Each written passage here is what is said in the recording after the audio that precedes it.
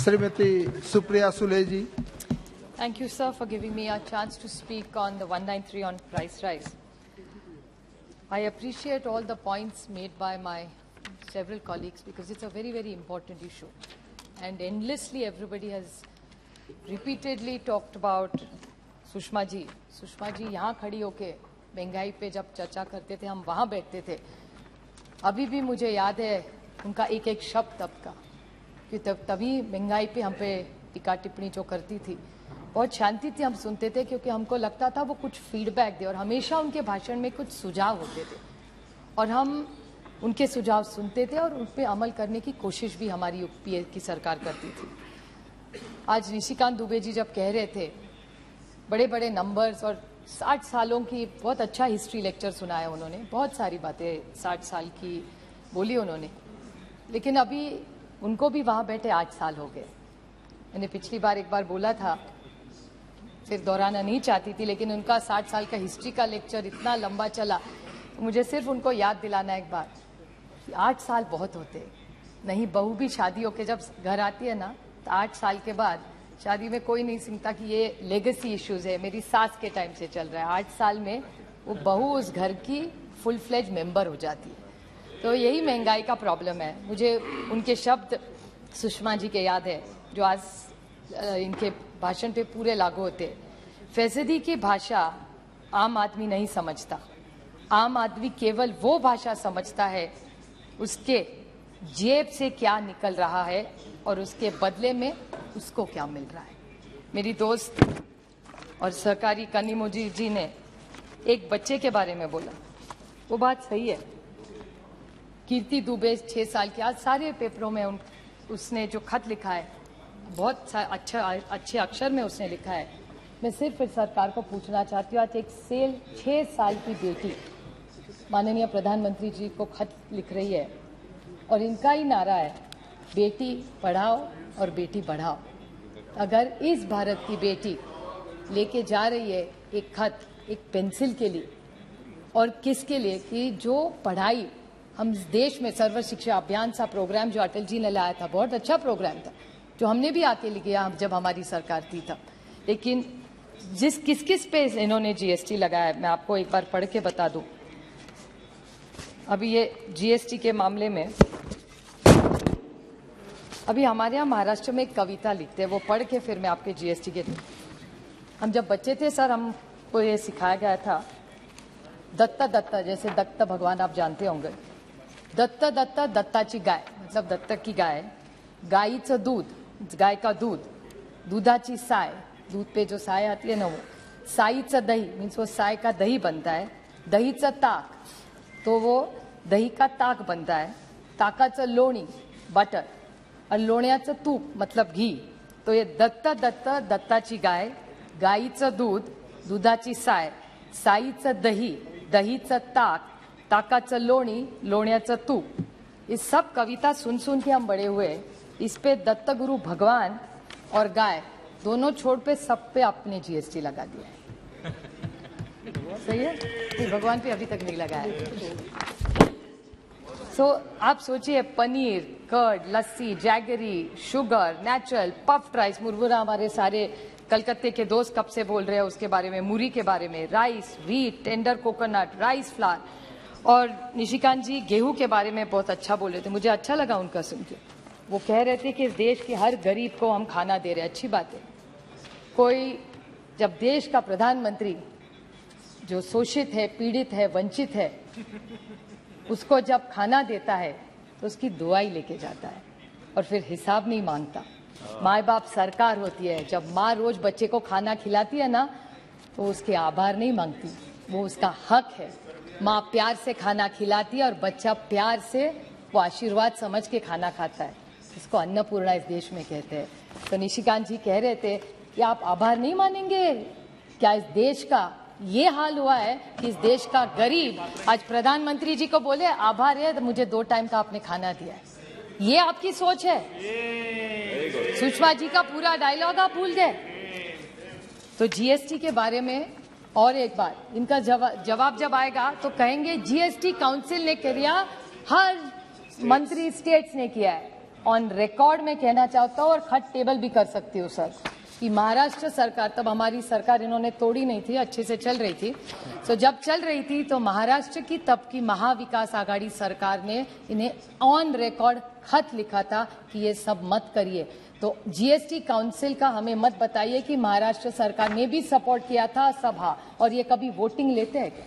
बहुत सारी चीजें मैंने पिछली बार भी माननीय वित्त मंत्री से पूछा था कि ऐसी कौन सी चीजें हैं जो ऐसी है कि या नहीं भी ऑन रिकॉर्ड वो हाँ या ना में जवाब दे कि आप सारी चीजें जीएसटी काउंसिल में जो पास होती है वो यूनैनिमसली होती है, अगर नहीं होती तो किस राज्य ने विरोध किया, ये हमसे दूध का दूध और पानी का पानी हो जाए, ये साफ हो जाए, क्योंकि हम सुन के थक गए कि जीएसटी काउंसिल, ये तो अच्छा इनको मिल गया, मेजॉरिटी इनकी है, एक बड़ा बहाना हो गया।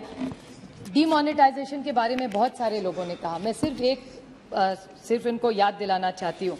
निशिकांत जी ने कहा कि 60 साल में ये पॉलिसी गलत हुई, ठीक है, बहुत सारी हमारे से गलतियां हुई, यही तो इसीलिए यहाँ है, नहीं तो वहां बैठे रहते, शायद हुई भी होगी गलती हमारे से। जो काम करता है सर वो गलती करता ही है, कोई बात नहीं, और गलती तो हो गई। लेकिन आप सोचिए, डिमोनेटाइजेशन की बात हो रही थी, किसी ने पहले, मैं बोलने नहीं वाली थी लेकिन मैं सिर्फ टिप्पणी कर रही हूँ छोटी सी इस पे, बांग्लादेश के बारे में, श्रीलंका के बारे में किसी ने बोला। The Bangladesh today is an export, remittance and agriculture driven economy and we were doing well together. क्या हुआ? Demonetization हो गया, उसके बाद क्या हुआ?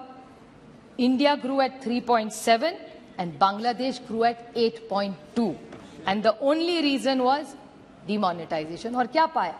मैं दोहराना नहीं चाहती जो मेरे पहले वक्ता बोले हैं, लेकिन इतना पैसा मिल रहा है। You are absolutely right when you talked about it. I want to even ask the Honorable Finance Minister about how much money is in circulation. The CIC, he has quoted a lot of numbers. Everybody, anybody who knows, I'm not a finance expert, nor am I an economist, but this much little I know in finance, that whenever you overprint money, which is probably the right thing when you need it because you wanted to rise demand, so you needed to bring in the cash. I appreciate that. But everybody knows whenever you print extra notes, it leads to inflation. It's a very common economic knowledge. You don't need to be very smart for that.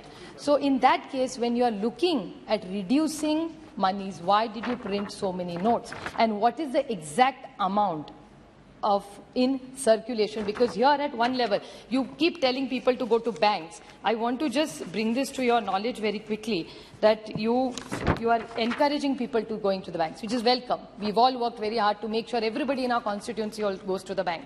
Sir आपको पता है खर्चा कितना होता है? अगर आप ATM withdrawal करें तो पता है कितने बार?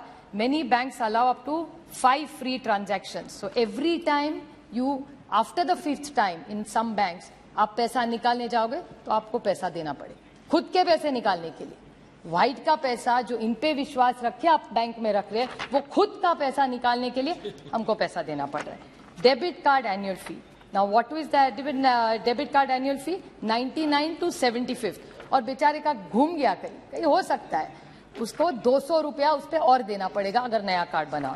बैंक स्टेटमेंट जो हक का अपना है, आपको प्रिंट चाहिए तो 50 या 100 रुपया। Money transfer to RGTS, money transfer to NEFT, service charges of basic bank, cash withdrawal from bank, checkbook charges. So at the rate we are going, only like that guy का दत्ता का problem, bank में भी वही problem है. Only going and getting out of the bank is free. Rest you have to pay for everything you have to pay. Yes, so I really want to ask this government, what is their thinking? Nishikant ji talked extensively about LPG. I just want to ask him one small question. I won't repeat all the points my earlier colleagues have said. But he said that the price was the same. But he forgot to mention that the government was paying the subsidy that time. The UPA government never let the cylinder go about 300 and 400. So where is this magic number of 1,000 that he's creating from? Yes. Only he knows, maybe we'll get a reply for it. Somebody talked about the falling rupee. I still remember Sushma ji, and it had pained me, so I'd like to quote her here. जैसे जैसे currency गिरती है वैसे वैसे देश की प्रतिष्ठा भी गिरती है. So last just two small questions I want to ask her. I just want to ask her two very small questions. He talked about this cess question. I've never got a reply from this government. This government charges cess for primary education, secondary education, health, GST compensation, additional excess. So much cess gets collected. There are 12 ways you collect cess. Why don't you give this to the poor consumer? I think we need to, they deserve to do it. They talked about two very small points I want to just ask about this U-turn of this government. The government talked about wheat. So just literally last 2-3 points. That's all. In short, 2 points. I'll club it together, sir. This government made a policy. He talked about wheat. Now, what did this government do about wheat? उन्होंने एक दिन wheat policy की कि आप लोग बेच सकते.